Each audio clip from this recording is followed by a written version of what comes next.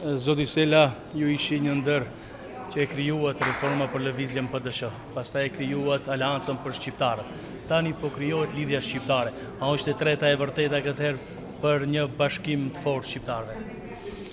Po natyrisht, ky ka qenë ideja jonë si strukturë politike dhe si mendësi politike.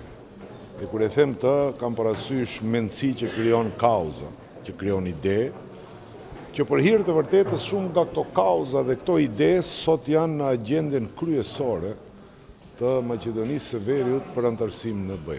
Mos harroni se ideja e bullgarëve në preambull është ide e imja së kohë si kryetari i Lëvizjes për Reforma PDSH, e dhënë shumë publikisht dhe sot është një ndër kushtet e anëtarësimit të vendit në Bashkimin Evropian. Natyrisht që ne këtë dim bëjmë të ndërtojmë. Kjo është bërthama e njerëzve të cilët ndërtojnë. Dërsa brenda nesh, natyrisht, ka pas edhe njerëz që kanë ardhur për shfrytzuar dhe sot nuk janë. Kështu që lidhja shqiptare do t'i bashkojë shqiptarët rreth një platforme dhe rreth një kauze të drejtë që do t'i bëjë të barabartë, ashtu siç edhe i patët rastin që ta ndiqni Kongresin.